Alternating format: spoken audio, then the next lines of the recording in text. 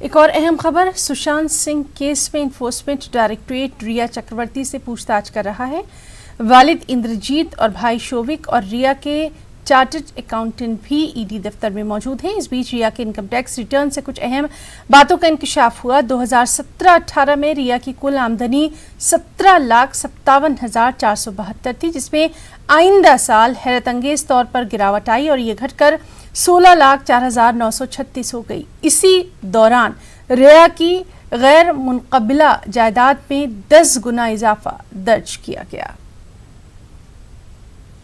और चलिए रुख करेंगे एक बार फिर हमारे साथी अमित राय का। अमित, काफी अहम आज का दिन भी माना जा रहा है। ईडी जिस तरह से लगातार पूछताछ कर रही है रिया चक्रवर्ती से और उसके पास कई अहम जानकारियां भी अब इकट्ठा होती जा रही हैं, तफसीलात।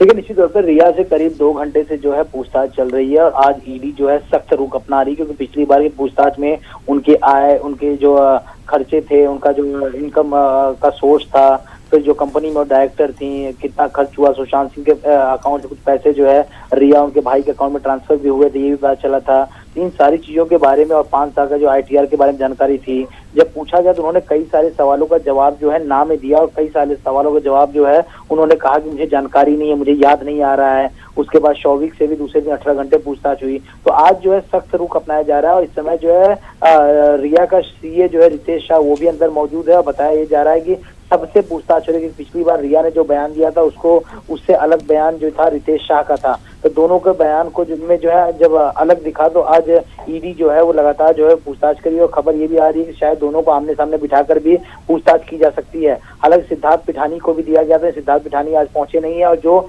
ITR की कॉपी हमारे हाथ लगी है उसमें चौंका देने वाली बात यह है कि 2017-18 में रिया की कुल इनकम थी 17,57,472, जो कि अगले साल बढ़नी चाहिए थी, लेकिन जो इनकम टैक्स भरा गया उसमें कम, अगले साल इनकम घट गई और 2018-19 में ये इनकम हो गई 16,04,936 रुपए। वहीं रिया का इन 2 सालों में फिक्स एसेट जो है 10,000 गुना बढ़ा।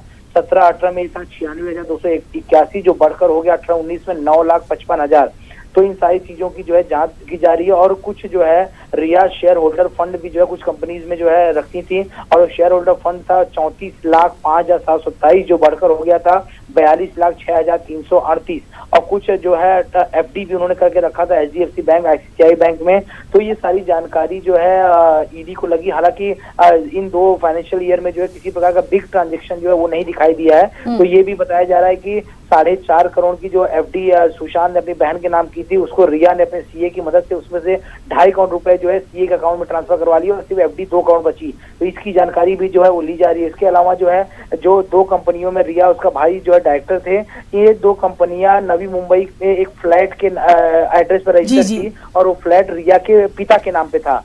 आखिरकार रिया के पिता के नाम पे फ्लैट में कंपनियां क्यों रजिस्टर की गई और ये कंपनियों से कोई भी जो है ट्रांजैक्शन नहीं हुआ। जब से कंपनियां खुली कोई पैसों का निवेश नहीं हुआ, कोई ऑफिस नहीं बना, कोई कर्मचारी रखा नहीं गया। तो क्या ये शेल कंपनियों के अंतर्गत ये पूरी कार्रवाई हुई? क्या 15 करोड़ रुपए का लेन देन के लिए कंपनियां बनाई गई थी? इन सारी चीजों की जानकारी जो है पूछताछ में ली जा रही है। अमित, एक और बेहद अहम बात आपसे जानना चाहेंगे। जिस तरह से इससे पहले ईडी ने पूछताछ की थी तो उसमें अलग अलग पूछताछ की गई थी या फिर आमने सामने बिठाकर की गई थी?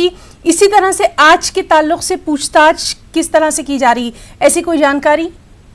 देखिए, पहली बार पूछताछ हुई थी सारे लोगों की अलग अलग पूछताछ हुई थी। रिया, शोभिक चक्रवर्ती, श्रुति मोदी, रितेश शाह, ये सारे लोग जो आए थे उस दिन उनसे अलग अलग जगह पूछताछ हुई थी।